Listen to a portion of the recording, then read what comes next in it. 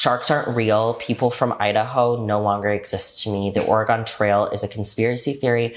And I truly believe that Beyonce killed that member of One Direction.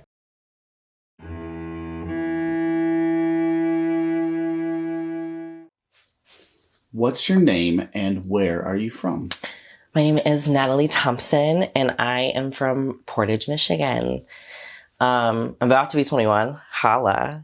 Birthday's next Friday. So excited. I grew up here kind of grew up everywhere, but I mainly grew up here in Portage. My dad is originally from here. My mom is from here in Arkansas. But my parents met, got married. My dad was in the Navy in Japan. That's where I was adopted. They moved back to the States.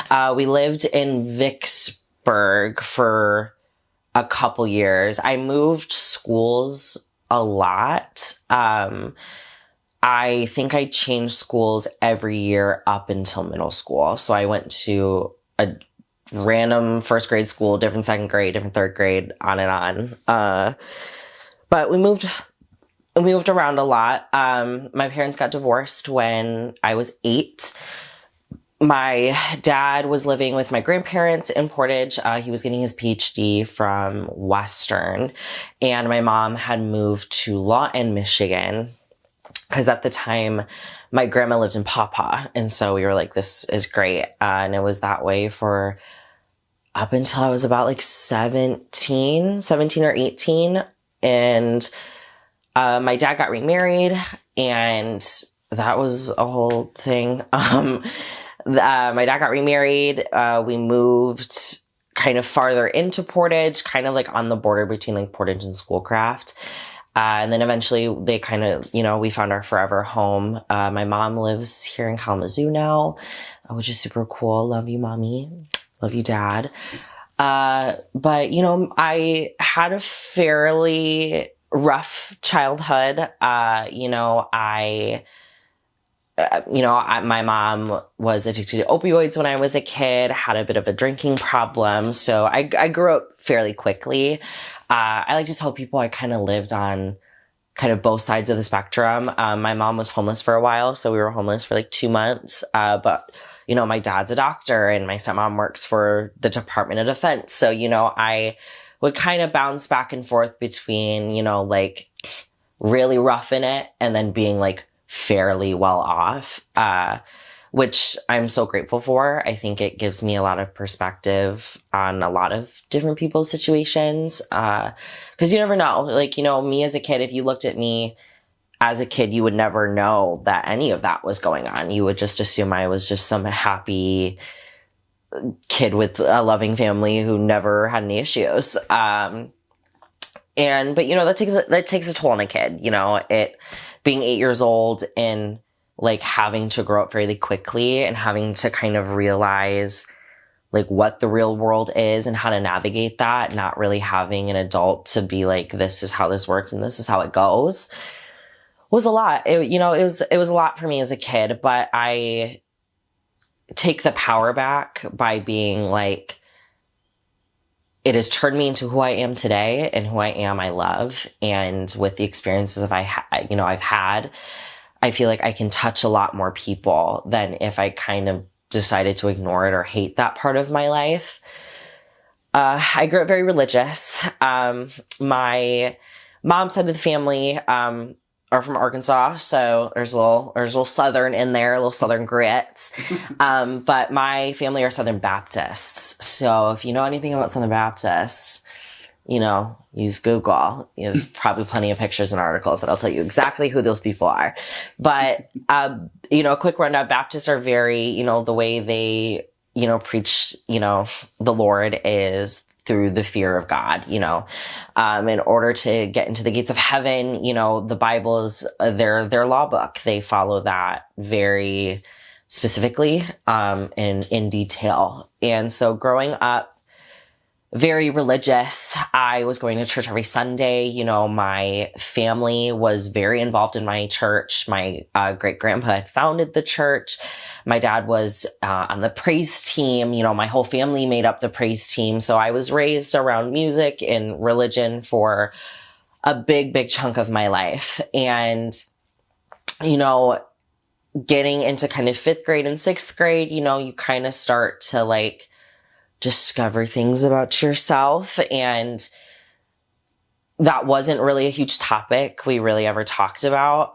It wasn't really anything that was, not that like that conversation in my specific household was like disgraceful, but it was just kind of like an unspoken, like, you just don't talk about this kind of thing. You know, eventually my whole church found out. At the time when I was still identifying as, you know, a gay man, my church had found out. It was this huge freaking thing. I was kicked out of my church. I was told to not come back. I could not be on praise team. And that was how my parents found out, actually. I never came out to my parents. We've never had that conversation. They found out through my church. You know, my mom has always been hell yeah to the best of her ability. She always knew. Always tells me all the time. She's like, I hope you know I've always known and I've just waited for you to just say something. She's like, she's like, I knew. She's like, the moment you came home with me, she's like, your gay uncle was like, honey, you got a gay baby. And she was like, I know. You know, she's still, you know, she grew up very differently than I did. You know, there's still a lot of things that we disagree on, but for the most part, she respects me and she loves me. And that you know, that's really all I can ask for. My dad, on the other hand, he's gotten a lot better. For sure. He's gotten a lot better. When it first kind of all went down, we just didn't talk about it. It was just something we didn't talk about. He gave me the choice. Do you want to continue going to church or no? I said no. So him, my stepmom, my stepbrother would go and I would just hang back. But I feel like now he doesn't understand it. And, you know, he feels very religiously conflicted. Because, you know, he was raised Catholic and then converted over to baptism because he married my mom.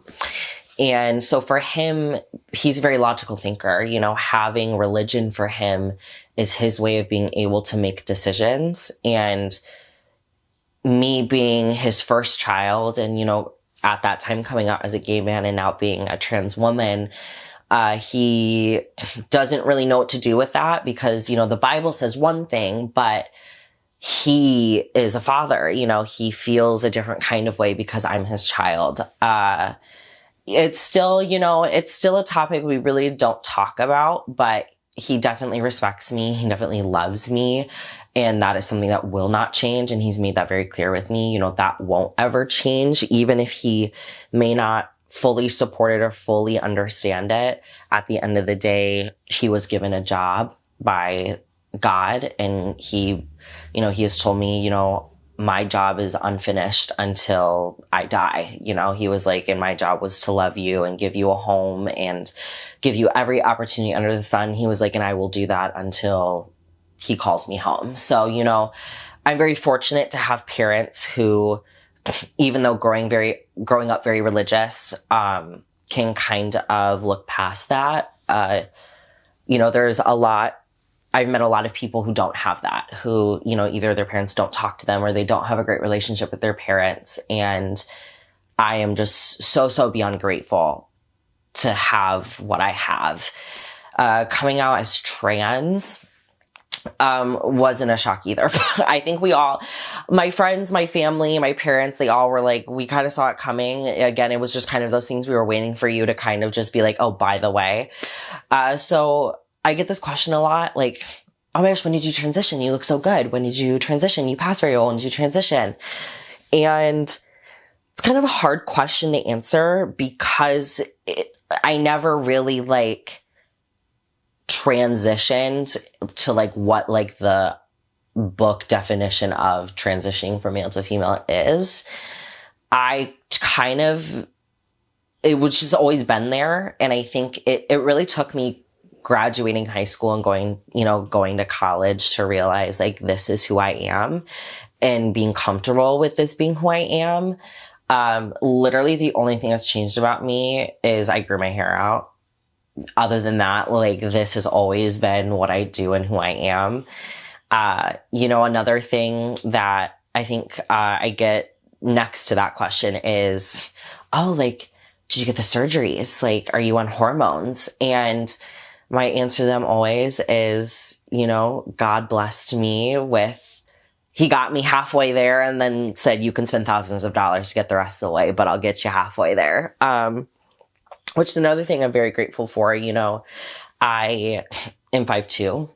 I have a pretty small build.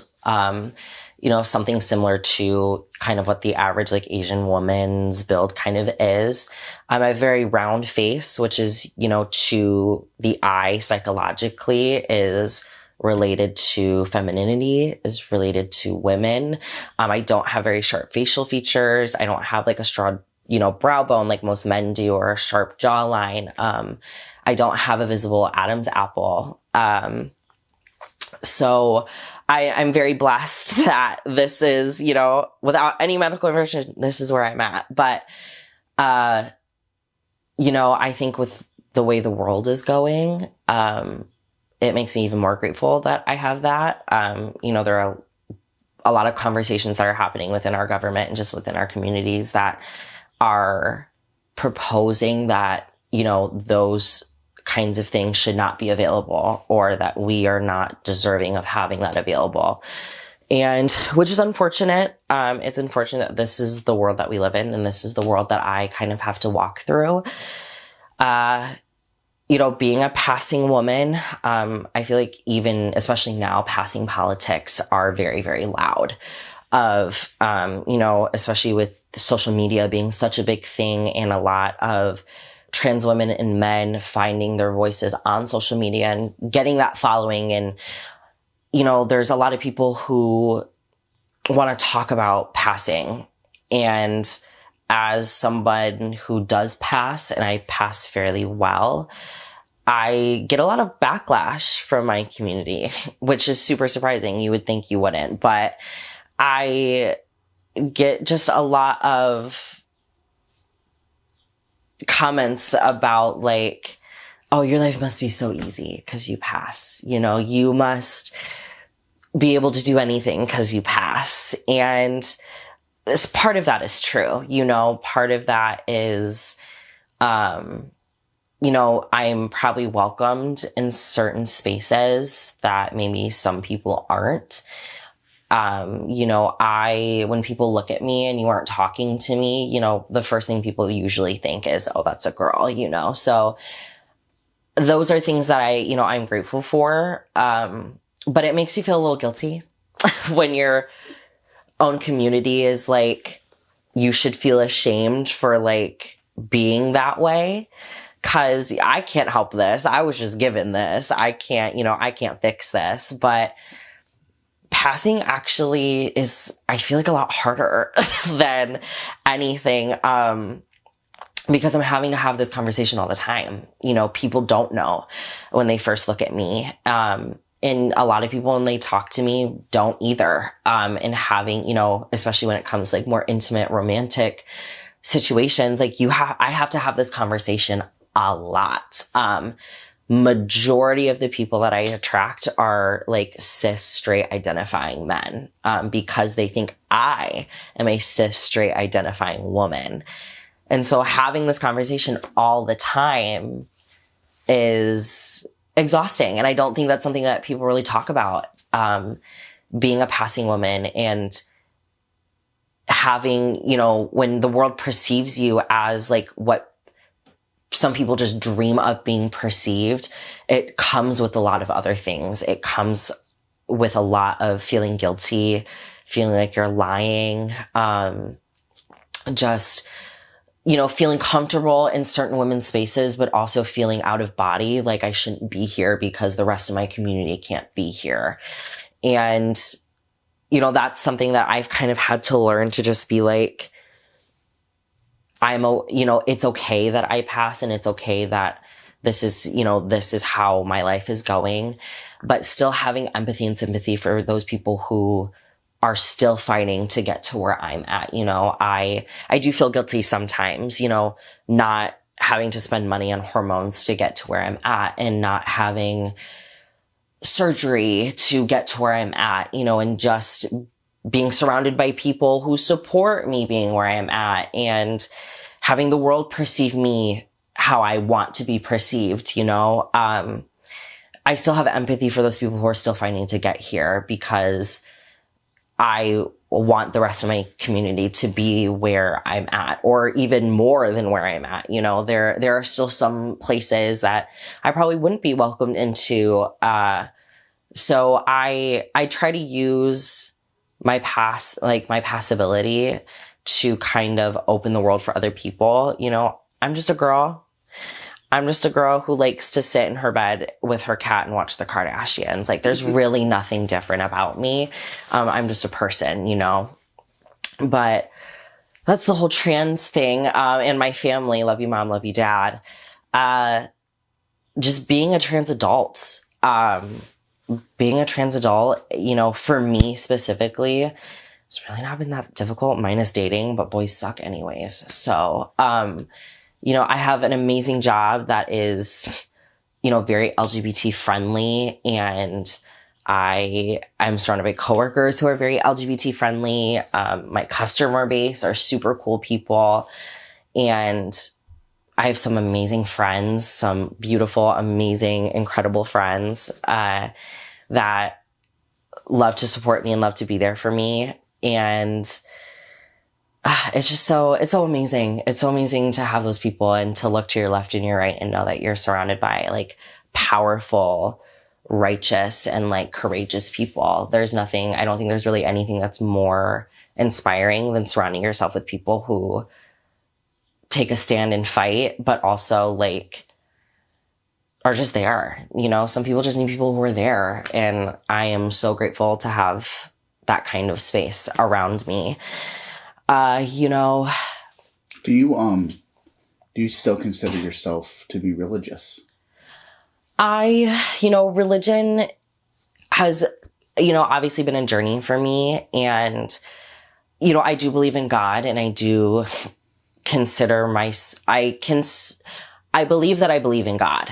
For me, religion is very traumatic for me. I've gone to a lot of therapy, and there's still a lot of things that I am working through when it comes to religious trauma. And, I don't practice Christianity under any of like the specifics. So like Catholicism, Lutheran, any of that. Just because for me, I'm still getting through that.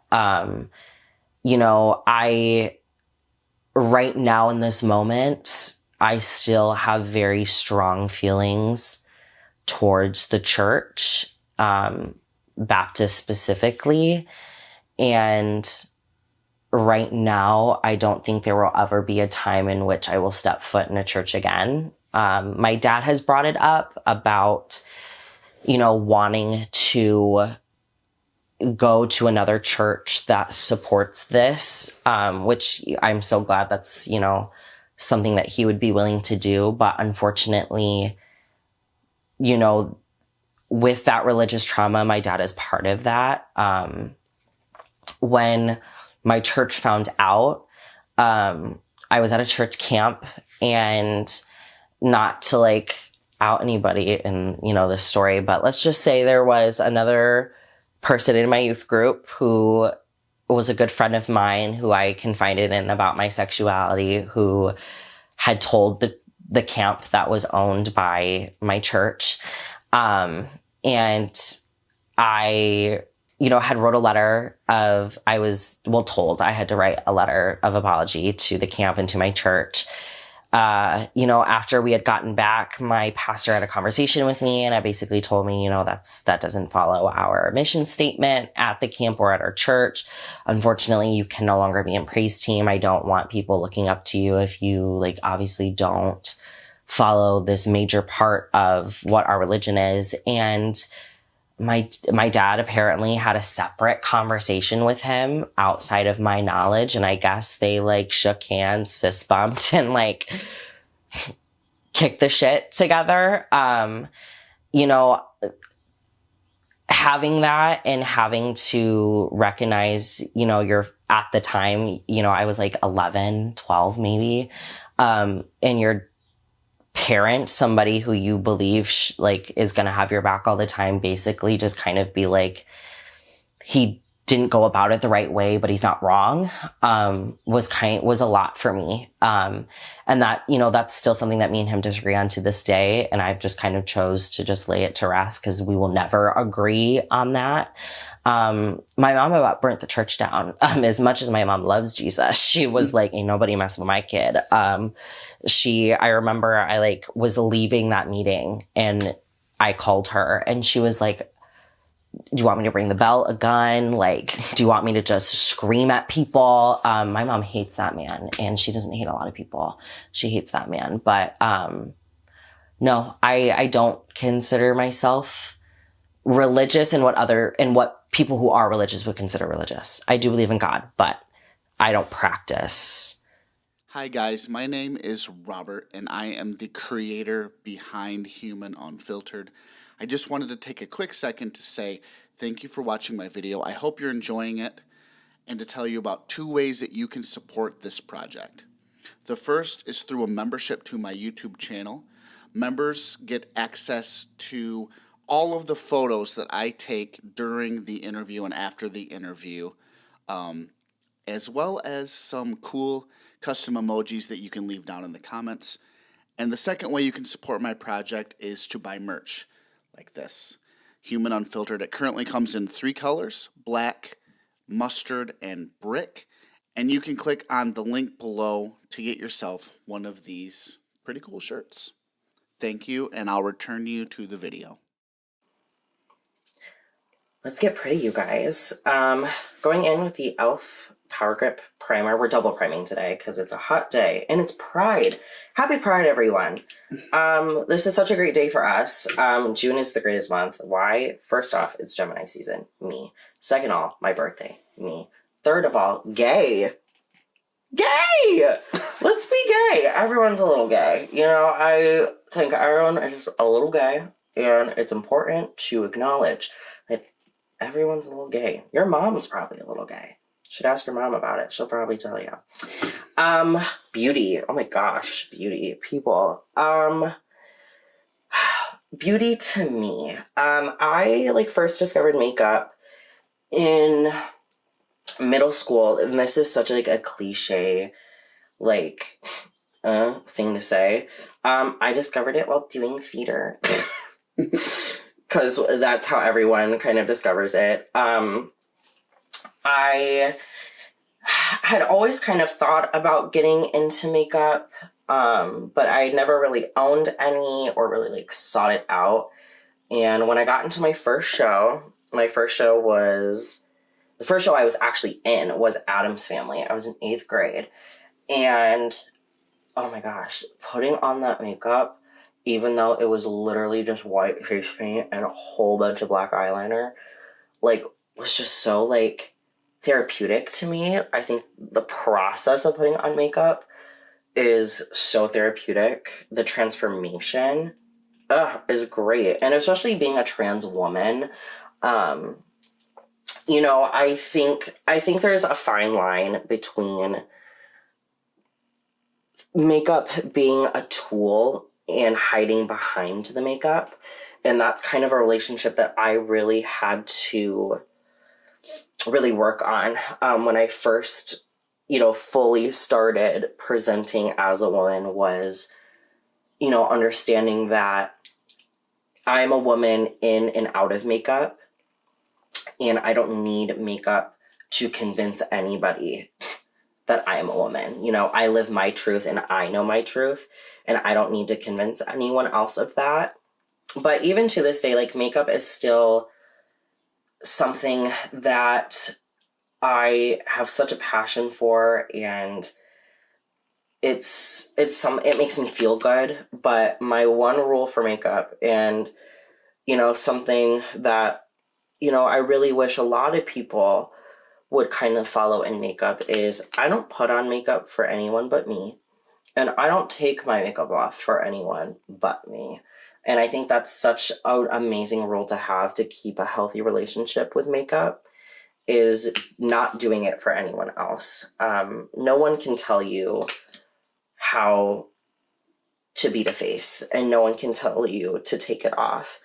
It's something that is there for, creative expression, and is there to make you feel good and kind of be like the final cherry on top.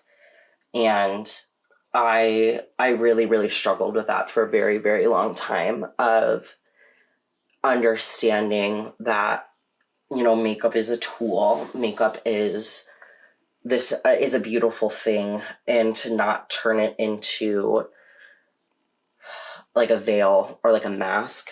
I didn't want to feel like I was fronting for anyone once I put a brush in my hand or foundation on my face. Natalie does not change in or out of makeup. I just use makeup to show my inner beauty on the inside, and I use makeup to show that to the world.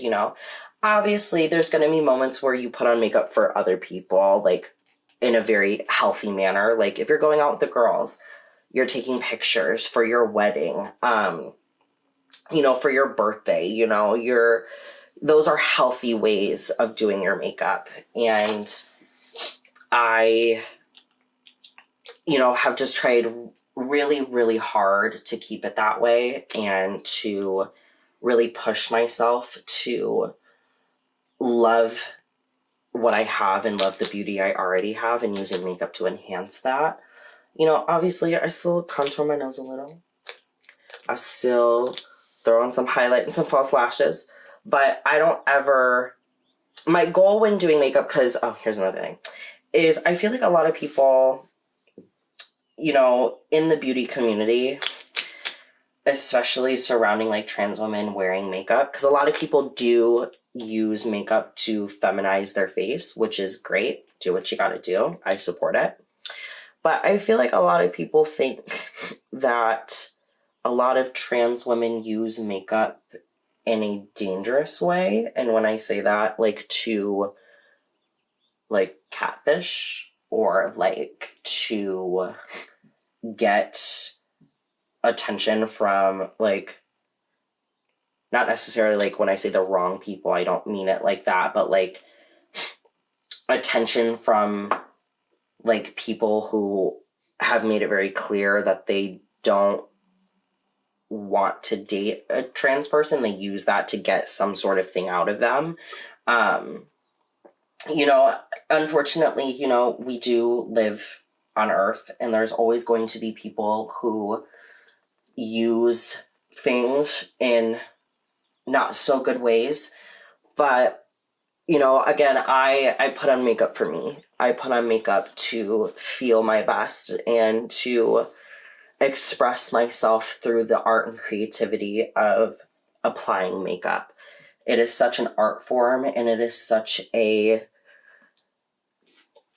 beautiful thing that people have the opportunity to do. And I'm very grateful that I have the means and the funds to afford these things. Again, there's a lot of people in my community who can't afford this, or don't feel like they deserve to afford this. And I hate how political makeup has gotten. I hate that makeup has turned into this political movement of, if you wear this kind of makeup, then you're this way, or if you don't wear makeup, you're this way, or you wear too much, you wear too little. And there's no middle ground. Makeup is makeup, and makeup comes off at the end of the day.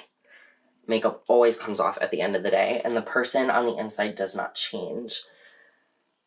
But right now, I'm putting on my cream bronzer. This is the Made by Mitchell, Mama Mitchell's curve case. Thank you, Cindy Wing, for giving this to me. She gave this to me for Christmas. I love her dearly. And I'm just bronzing my face. I'm a little bronze blind. Not in any offensive way. I just have a really unhealthy relationship with bronzer and the fact that I just like being tan. And so I kind of pack it on, but it all does out at the end. My makeup is a very trust the process thing. So for those of you who may be, clutching your pearls, have your inhaler, or, have the police on speed dial, don't worry. I may look like an unrendered Pixar character for a good 45 minutes, but eventually it'll all make sense. It all makes sense in the end. But makeup is a therapy. Obviously, I am not a paid professional. I don't claim to be a professional, but I feel like, again, makeup can be such a tool. I think you have to be very vulnerable when doing your makeup because you see every flaw or blemish or scar when you're doing your makeup, and you have, doing your makeup is such an intimate thing that you do with yourself. And, you have to be okay with seeing, your flaws or those blemishes or those scars. And, again, I don't like to really cover anything up. I have acne scars.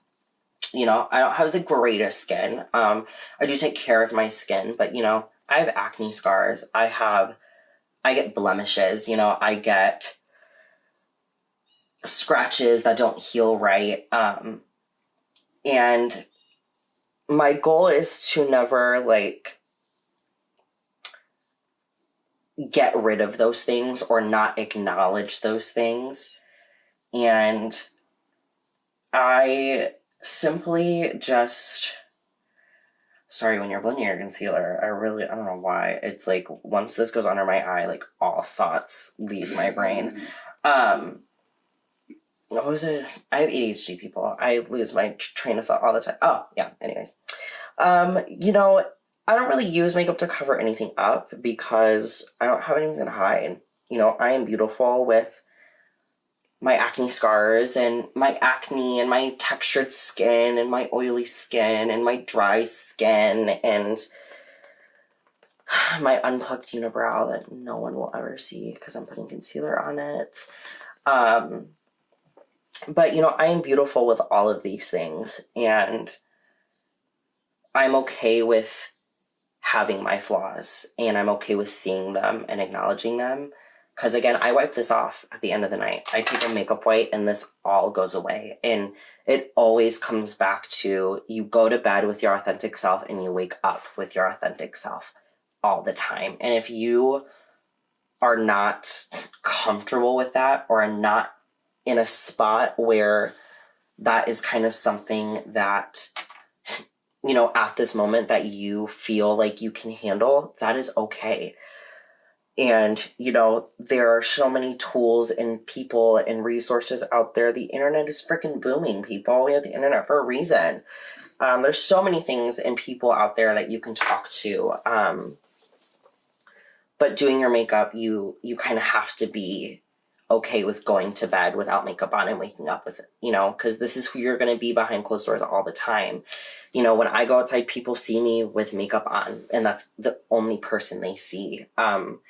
Me, my close friends, and my family are really the only people who see me without makeup on. And it took a long time to really love who I was looking at in the mirror and to really appreciate the canvas that I was given. Obviously, there's always going to be things that people want to change. We are human. You're always going to be like, oh, why do I have a pimple on my nose? Disgusting. We are people. We have feelings, and we think things, and we feel things. And that is such a natural and authentic human experience. But something that I always like to tell my friends and, just tell my people is, you can have your moments where you aren't happy or uncomfortable or frustrated, and you can have those moments and you can sit in those moments, and that is okay. But you cannot, you cannot get comfortable always being frustrated or sad or disappointed, because that's where a lot of things go wrong, and relating it to makeup, you can have those days where you may not feel your best, and you can have those days where you don't want to put on makeup. You don't want to go outside, and you don't want to talk to anybody, and you just kind of want to be with yourself, and that's okay. You are more than welcome to have those moments, and you are so valid in that feeling. But you cannot get comfortable being in that space all the time. There's going to come a point in time where someone's going to have to light a fire under your ass, and you're going to have to get up and go make a difference in the world. Whether that's, just getting up. I deal with depression. That's a big thing for me. I have, really bad seasonal depression. I have, I don't think it's a word, but I'm going to say it's a word, episodic depression. There'll be days, even weeks, where I'm just in a depressive rut. I am just in a hole. And there's other days where I feel like I can take on the world, and I always felt kind of guilty not taking charge of my day on weeks or days that I feel that way. And I always felt very guilty for not being productive or, not talking to anybody. And again, that was something that I learned very quickly, that, one of my favorite ASMR artists, if you watch ASMR, let me know, because I feel like not a lot of people do, but one of my favorite ASMR artists, Grace V ASMR, I was 15 or 16 when I first discovered her. And one of the things she always says is, it's okay to not be okay. And I took that and I ran with it. It's not okay. It's okay. Oh Lord, that could have gone so bad. It's okay to not be okay. I have days where I'm not okay mentally, emotionally, physically, and that's okay. That's okay to not be okay. And, full circle, bringing it back to what we're doing. Makeup has really helped me with that. Makeup has really kind of just grounded me. And makeup is kind of my space to just be and just to exist and be kind to myself and be gentle with myself, because mind and soul are connected.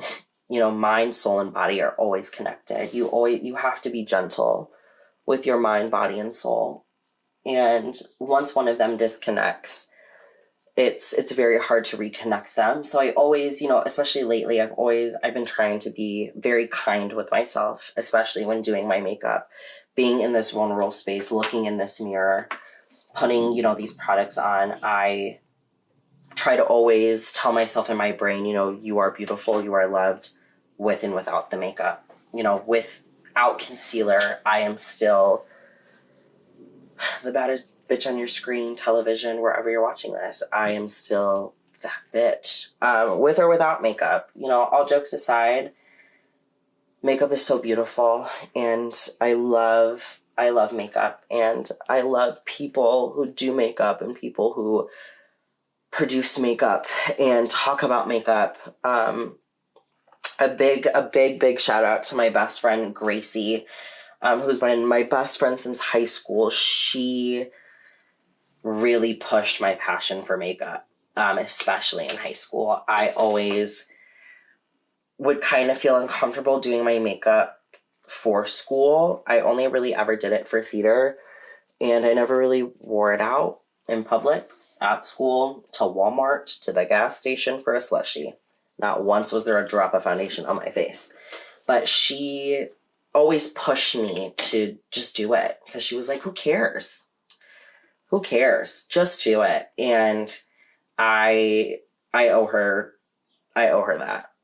She is part of the reason why I am so passionate about doing my makeup and why I love makeup so much, because, you know, she is right. Like, who cares? Who cares if I have a full beat on and it's, you know, 2 p.m. on a freaking Friday? Who cares? Who cares if I wake up at 9 in the morning, put on a full face to just sit in my bed and watch TV? You know, makeup is fun. Makeup is fun. If you do your makeup, let me know. What are your favorite products? What do you like to use? Because I also am running out of products and I want to discover new things. I've been really trying lately to use products that are LGBT owned, or from brands that are LGBT friendly. For example, what's her face? What's her name?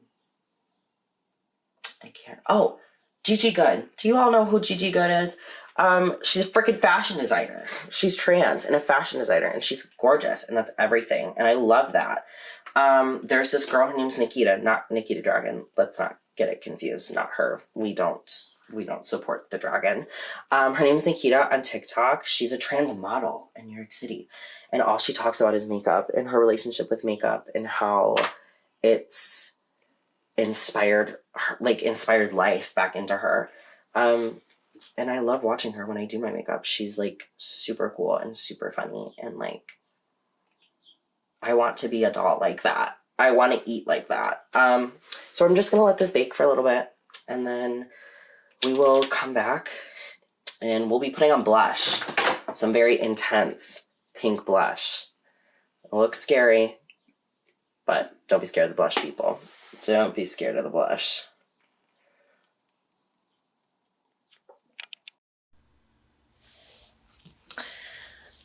Dating. I would marry dating people.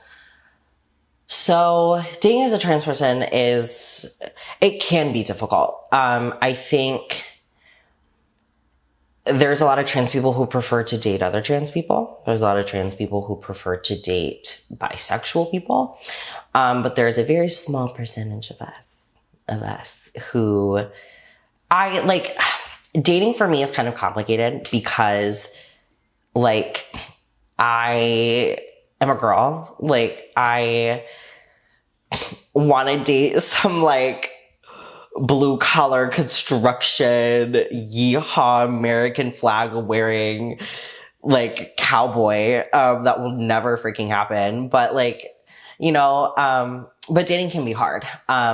Having this conversation all the time can be very difficult, especially, you know, it's on all my dating profiles. I always mark my gender as woman, trans woman. So it's not like I'm hiding anything. I'm not like posting a trans flag on my like Tinder profile and like putting it in bold. 'Cause like that is such a small aspect of who I am as a person. I don't want to like make that who I am when it comes to dating, of like, I'm trans and that's why I'm dating, or like just a huge thing, because again, like, I am so much more beyond being trans. But for me specifically, being somebody who passes, and like, I have a lot of feminine energy, especially in a photo. I photograph pretty feminine.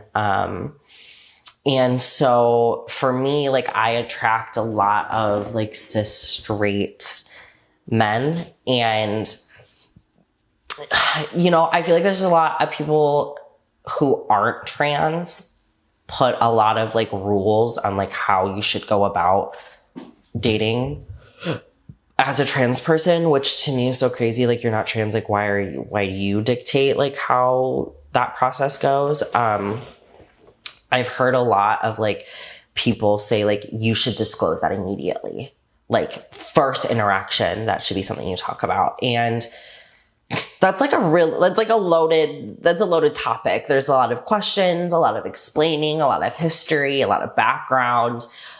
That's like not a first interaction thing. Like, I like to tell people, like, you wouldn't just like walk up to somebody and tell them like your deepest, darkest secret, like right away. Cause that's just a lot. That's a lot. You don't know this person. You know, I only know you through an app or from the bar, from a party. Like, I don't know you and you don't know me.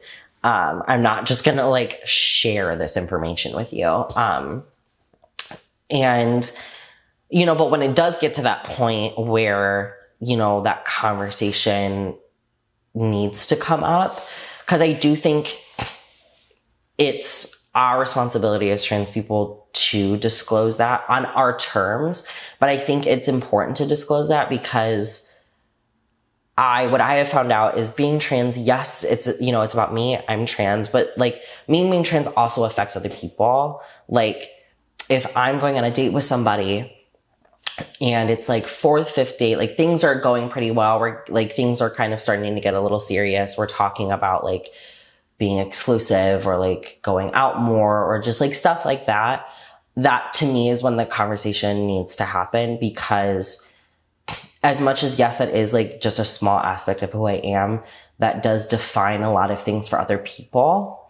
And where it becomes an issue is if you don't disclose that, you guys start dating, then they find out, then that's a problem. You know, you're not lying, per se, but again, like people have preferences and that's okay to have preferences. You know, like I prefer to date like yeehaw, like rodeo clowns.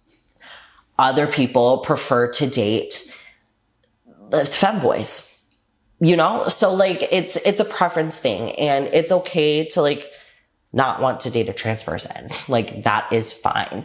As long as you're not being hateful about it and being disrespectful about it, that's okay. That's just a preference. You know, I'm not going to take offense to that. But the conversation can get exhausting.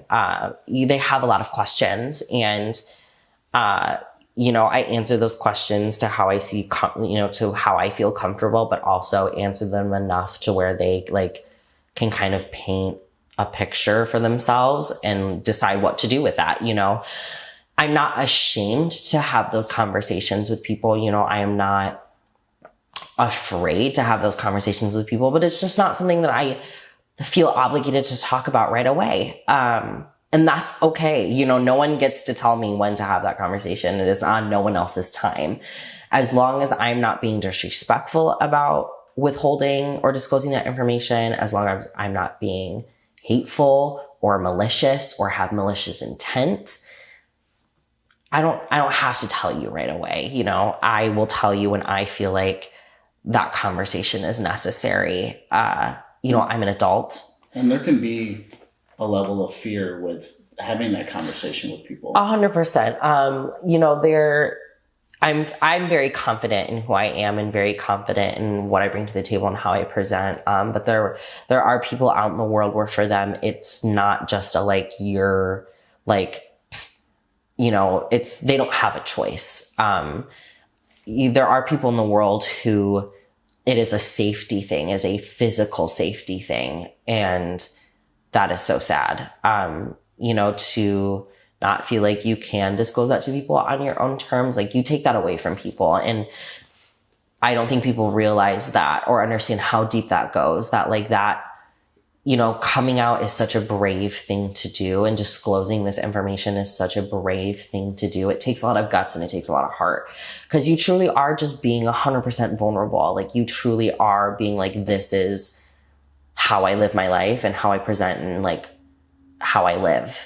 That's a very vulnerable thing to talk about. And when you take that from somebody, it's so unfair and it's so disrespectful. And I don't think people realize how much that affects people. Cause it doesn't even have to relate to coming out. You know, it could relate to someone's having a personal life issue and someone else just blurts it out. You know, you have now taken that information from somebody and have told a bunch of people that that person probably didn't want to talk about it right then. You know, that's scary, you know, and especially with coming out, like there are unfortunate people out there who are crazy and psycho, who will hurt people who are like me or who are in the same community as me. And so there's a lot of countries and places in the world where you have to be like, not sneaky, but you have to be careful about who you tell. Which again, I am so grateful that I, live in a place and I'm surrounded by people and I have a strong support system and I can defend myself to where if that situation ever came up, I could handle it. And my heart goes out to those of you, and to those people who can't do that, who don't have that freedom or that opportunity. Social media is also such a big thing too. People use social media for dating. We have like Tinder, Hinge, Bumble.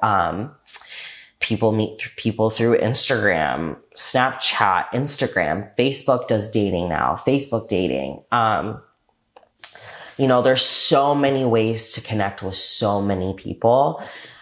And being on the internet as a trans woman, if you go to my Instagram, like, I don't really talk about being trans on my Instagram. Not that I'm ashamed of it, but just because, like, again, like, me being trans does not define who I am all of the time. And, disclosing being trans, a lot of people make assumptions about you right then and there instantly from what they've heard or what they've heard other people say about trans people.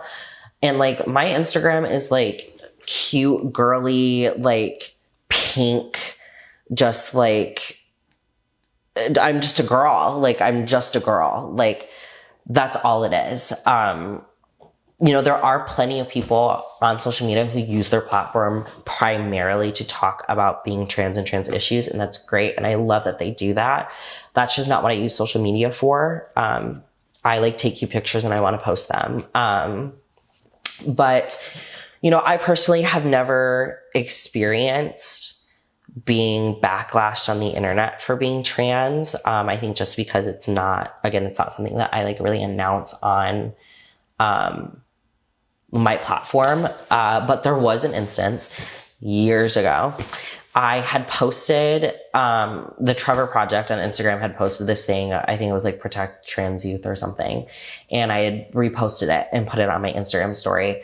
And a kid in my youth group slid up and was like, this is wrong. Like, you should take this down. And I think all I replied was, Jesus loves you. Have a blessed day. And that was it. 'Cause like, that's such like a waste of energy. Like, just click past the story. Like, and, let's also know you're now in a frat, smoke weed and like drink. Like, I'm pretty sure Jesus said like, that wasn't cool.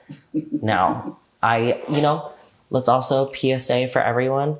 I am not glamorizing nor demonizing using recreational weed and drinking. Okay. I am not encouraging or disencouraging the use of recreational weed or alcohol.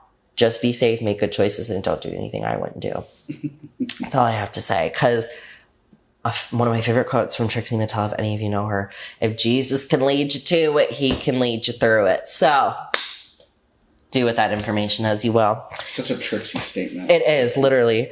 Oh my gosh, guys. Obviously, if you don't know, my good friend is behind the camera, and my favorite, I think about this often, is, Trixie, your eyebrows would look so good if they were even. That's my kimchi impression.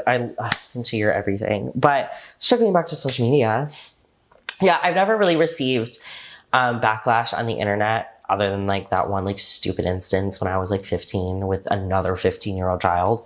Other than that, like, I haven't really experienced anything. I mean, I've gotten some things on Tinder of people being like, you're trans, that's weird. And then I'm like, you're also 5'1". Like, like, okay, I'm trans. Like, we'll talk about this too. Confidence. Where does that come from? Like, I get that question a lot. Like, people ask me, like, where do you get your confidence from? 'Cause I just don't care. I was bullied a lot as a kid for being Asian, and people being like, you have squishy eyes, you have small eyes, you're Asian, that's weird. You're weird for that. Nah. Like, I've been bullied so much. I've been called every slur under the freaking sun. Nothing is creative anymore. Like, you cannot hurt my feelings. Like,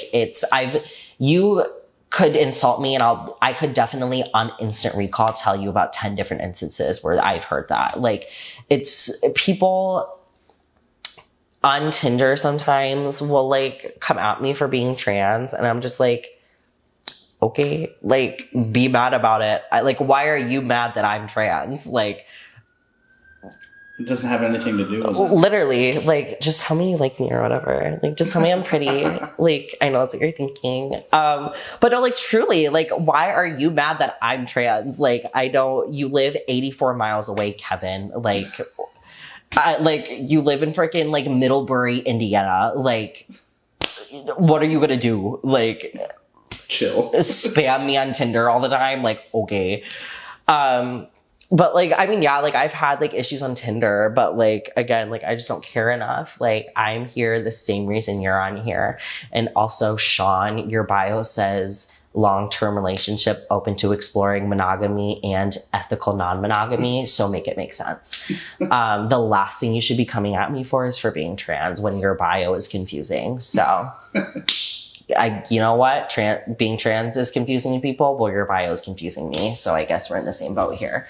But no, like, I mean, I think confidence is a big part of dating too. You know, I'm beautiful. I'm gorgeous. I am confident. I am that bitch. And I think that's honestly made dating a little bit more difficult for me. I think I scare men. Because I think I'm too, like, I think in their brain, a lot of men, like, when they want a woman, they want someone who's like, not like toxically codependent, but someone who like yearns for codependency, to like have a partner to be like dependent with. And me, like, I run my world, and the moon just orbits around me. I know who I am, I know what I want, and I know how to get it. And I work hard, I grind for that bag, I run for the bag, and I look great doing it. And I think that scares a lot of men. Especially being a trans woman and passing as well as I do, they're like, that's attractive, but what do I do with that? Like, I am that bitch. And if you see me on Tinder, just remind me. I love to be reminded that I'm that bitch. See what happens, guys, when you put on the makeup, you turn into a whole different person. Like, not like actually, but like, you know, like, I'm just clock it, you know? But no, dating, go out and date, find people. You can find so many people not on the internet. Like, go to a bar, go to like a function, something. There's someone out there who is looking for you and is waiting for you. You just have to find them. And, you know, I've had some like pretty messed up relationships. As some of you who are watching may know, and as my friend behind the camera knows very well, I've had some pretty screwed up relationships, but, you know, that's just a stepping stone in my journey. I don't really hate any of those people except for one of them, but I appreciate the experience, because dating those people has taught me a lot about myself and what my expectations are in a relationship, and not only what I expect from myself, but what I expect from other people, whether that's romantically or non-romantically, even just in a friendship way. So shout out to my ex. Thank you for that experience. I hate you, but thank you for that experience. I learned a lot about myself, and I learned a lot about what not to deal with. So thank you. Thank you, thank you, thank you. You know, social media, I think this is a great thing to talk about. Exploiting transness on social media. This topic boils my blood, and some of you may agree with me, and some of you may not agree with me. If you don't agree with me, don't tell me about it. I feel like in the past couple of years, I feel like being trans has become a trend, like a fad. I'm kind of over it. I feel like people, like, some people will just come out as trans because they like want the views or like want the followers, and like it makes them stand out, which is like so like gross. Like, why would you do that? That's like, you're just not entertaining. Like, that's the only reason why no one's hitting subscribe. Speaking of which, hit subscribe, hit the bell icon if you want to get notifications for the next video. But no, I think like exploiting transness on social media has gotten really big, especially with like kind of the political world that we're in now.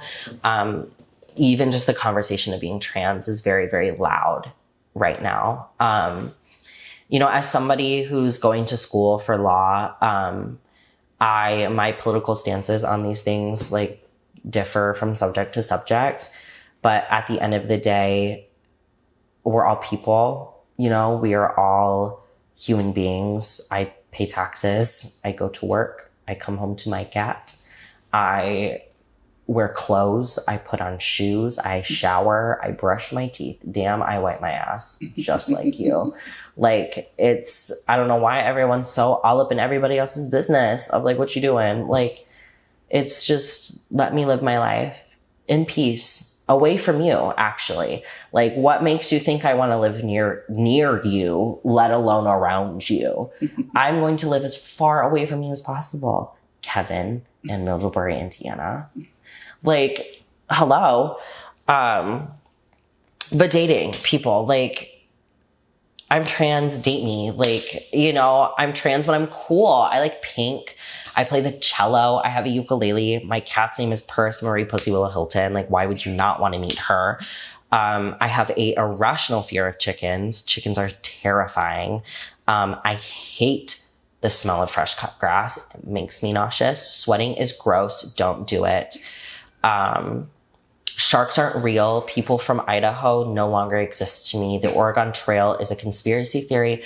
And I truly believe that Beyonce killed that member of One Direction. 100%. And she kidnapped Jojo Siwa.